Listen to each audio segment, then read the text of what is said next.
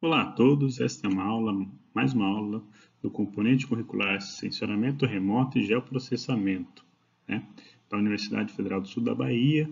Meu nome é João Batista, sou docente do componente, né. Essa é uma aula prática, 01. Nós vamos um pouquinho falar sobre bases cartográficas, projeção, representação e SIG dentro aqui. Vai dar um suporte, um embasamento para nós, né, que precisamos fazer esse sensoramento remoto junto aí. Para entender um pouquinho da representação, é necessário entender algumas premissas iniciais, né? Como, por exemplo, a Terra não é chata, igual todo mundo, algumas pessoas acham. A Terra é uma esfera, quer dizer, a Terra também não é esférica. Ela apresenta um pequeno achatamento nos seus polos, né, e fica parecendo um elipsoide de revolução, com o diâmetro equatorial maior do que o eixo de rotação. Porém, esse elipsoide de revolução não é a melhor forma de representação do planeta Terra, porque a superfície do planeta Terra ela é cheia de imperfeições. Tá? Então, quando a gente compara o nosso elipsoide de revolução aqui com a superfície do planeta Terra, nós vemos grandes diferenças entre, né, o elipsoide e a superfície da Terra. Para melhor representação, o que nós utilizamos é o geoide. O que seria o geoide? O geoide é a forma que nós temos do nível, né, médio da Terra sem a alteração da maré, que seria nós falarmos que altitude ao nível do mar, ou seja, 300 metros ao nível do mar. Quando você vai na praia, o mar não fica quieto, né? Então você não sabe a cota zero. Então o geoide vai indicar a cota zero para você. Na verdade, ele é um referencial de altitude que nós iremos ter. Desse referencial, né, nós determinamos um referencial muito importante que é o datum. Né? O datum é um sistema de referência onde nós colocamos um ponto para que fixasse a nossa origem. Né? É como dizer, para chegar na minha casa, você pode virar à esquerda, à direita e seguir 100 metros. A pergunta básica que você vai fazer partindo da onde? Então o datum ele vai dar um ponto de partida para que as altitudes e as localizações geográficas se encontrem. Né?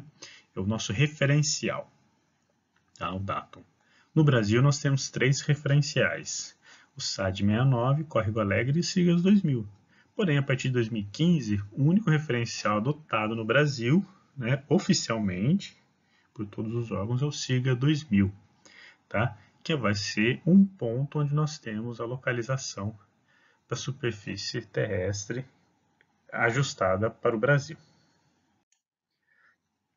Dentre o sistema de coordenadas que nós temos, né, o mais famoso é o sistema de coordenadas geográficas, né, onde nós dividimos o globo em latitude e longitude, com 90 graus norte e sul de latitude e 180 graus nas direções leste e oeste de longitude. É o sistema de coordenadas mais famoso, onde nós dividimos as coordenadas em latitude. Tudo que está acima do Equador é positiva e tudo que está abaixo do Equador é negativa. Né? No questão de longitude, nós teremos tudo que está à esquerda de Greenwich é negativo e tudo que está à direita é positivo. Então, o Brasil estará em quase toda a sua totalidade no quadrante latitudes negativas, longitudes também negativas. Teremos uma pequena porção do Brasil com latitudes positivas. Sistemas de projeção, né? Como eu falei, vai ser um geralzão sobre alguns pontos que nós temos, né, para nossas aulas de SIG. Né? O que é um sistema de projeção? A projeção é quando você pegasse um objeto, tá, esférico, por exemplo, a Terra, ou uma maçã, uma bola, projetasse uma luz nela e colocasse um anteparo atrás, pode ser uma parede, ela vai formar um círculo né, esse círculo não vai ter tridimensional, vai ser bidimensional. Então a projeção é isso, nós transformamos o objeto tridimensional em um objeto bidimensional. Tá? Nos sistemas de projeção, né, o globo, né, aquele globo terrestre que a gente vê, ele possui uma visão total da Terra, ele não é uma projeção, ele é uma visão total da Terra no objeto. Diferente de um mapa é uma projeção, é uma planificação da Terra. Né? Só que o globo, você não consegue ter visão ao mesmo tempo, né, do mundo inteiro, o manuseio é difícil, a escala de trabalho é muito reduzida, a gente não consegue trabalhar com escalas maiores, né? Os materiais para confecção é muito difícil para confeccionar e ainda provoca, mas porém a grande vantagem é que não vai provocar distorções nos polos.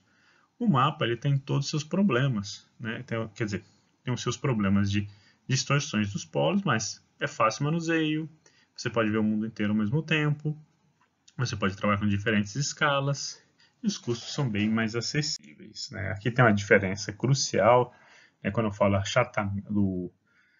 questão dos polos serem expandidos, quando você compara a Groenlândia com a América do Sul inteira, né, apesar da Groenlândia ter uma área que é em torno de 8 vezes, né, menor do que a América do Sul, mas na projeção planificada ela fica, né, geometricamente no mesmo tamanho. Tá? Então esse é o problema quando você trabalha com planificação e projeção. Porém, nós temos... Não, hoje ninguém trabalha com o globo, todo mundo vai trabalhar com a projeção por ser facilitar o nosso sistema e nossa manuseio. Entre os sistemas de projeção, nós temos os sistemas de projeção plana, cilíndrica e cônica. Né? Mas que nós iremos utilizar mais será a cilíndrica. Tá? Então, nesse tipo de projeção, vai ter umas pequenas deformações, né, por conta da curvatura da Terra. Para evitar essas deformações, nós dividimos a Terra em várias faixas. Né?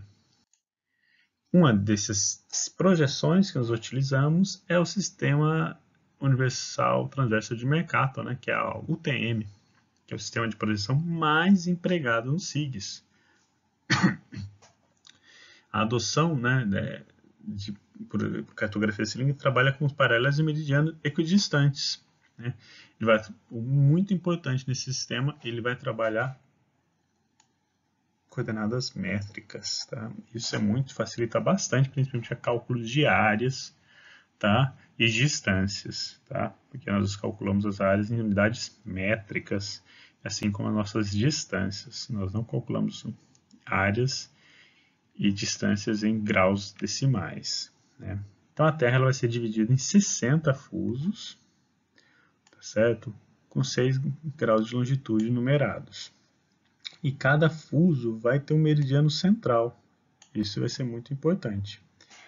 As coordenadas têm origem, né, no cruzamento do Equador, tá certo? Então vamos ver como é que esse sistema funciona. Aí um detalhe, ele tem uma limitação, ele não trabalha nos polos, ele tem uma limitação de funcionar até 80 graus sul e 80 graus norte de latitude. Então como é que ela vai funcionar?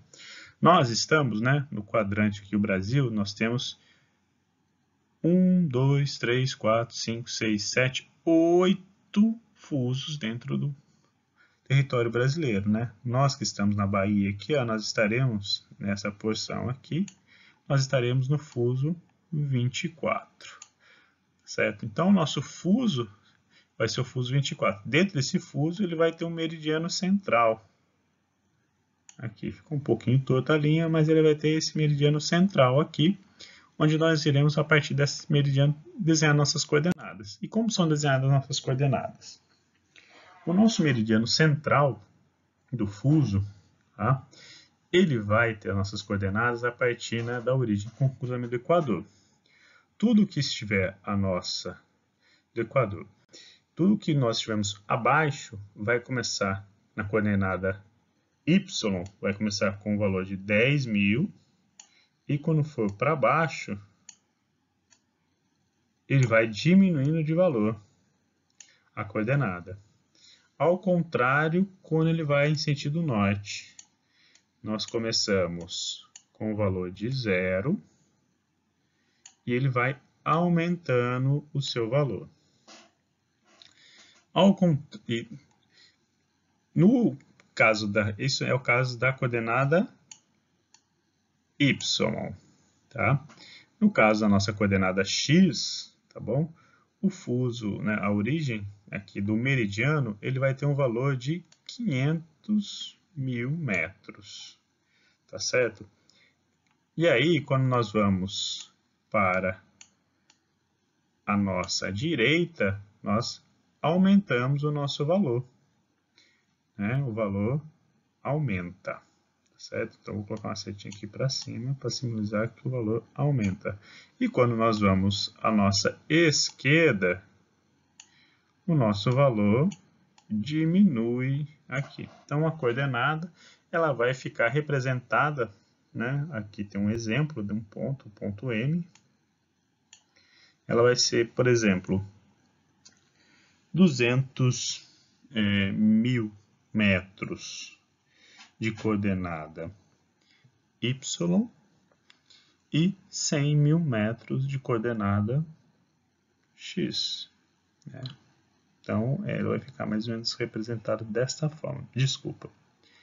600.000 metros de coordenada x, porque ela aumentou 100 mil metros, 100 quilômetros, e ela diminuiu 200.000 metros, né? Então, a coordenada y vai ser 9.800.000 metros, é como está colocado aqui. Peço desculpas pelo erro.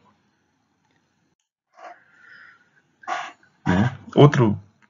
Outra geral que nós vamos dar na questão da representação de dados é os dois modelos que nós temos. Nós temos o modelo vetorial e o modelo matricial. Ele tem duas diferenças cruciais aí. Vamos dar uma olhada em cada uma dessas diferenças.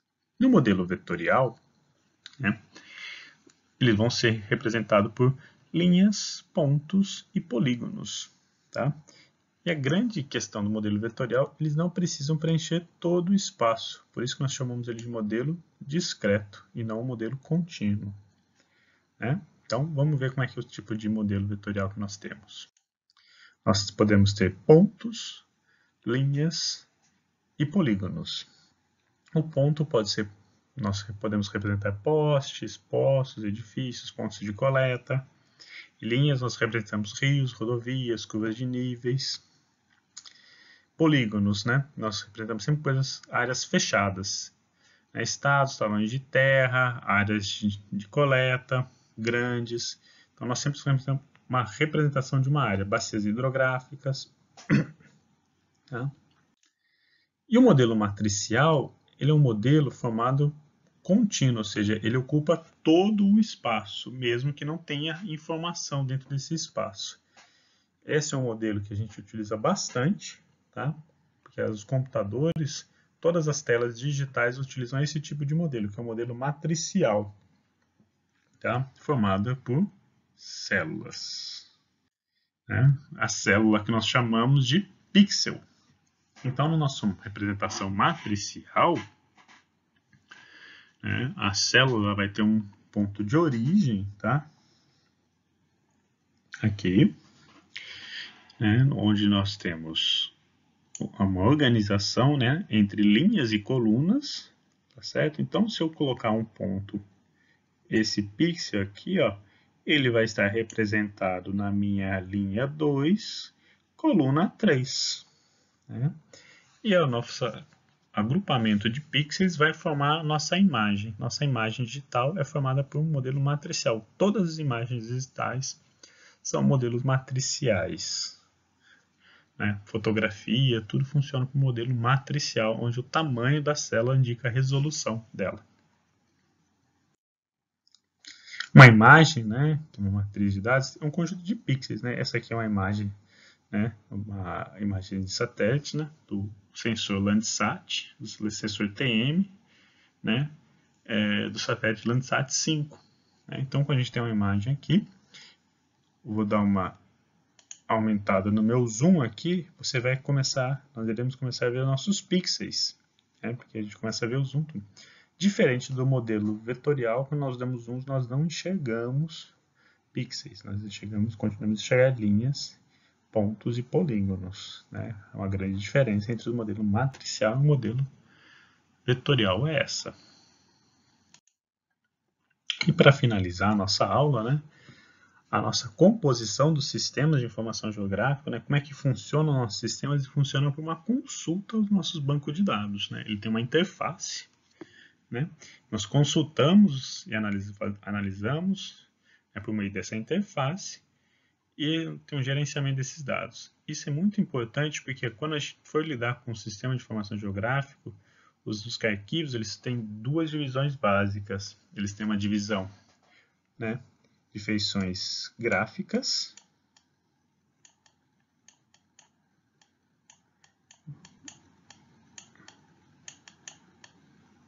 e a outra informação ela é tabela, ou informação tabular, tá bom? Nessas duas diferenças, ela faz a conexão. Então, quando eu clicar em uma informação, ela vai ter uma informação tanto gráfica quanto tabular, principalmente para os dados vetoriais. Os dados vetoriais funcionam dessa forma. Os dados matriciais, não.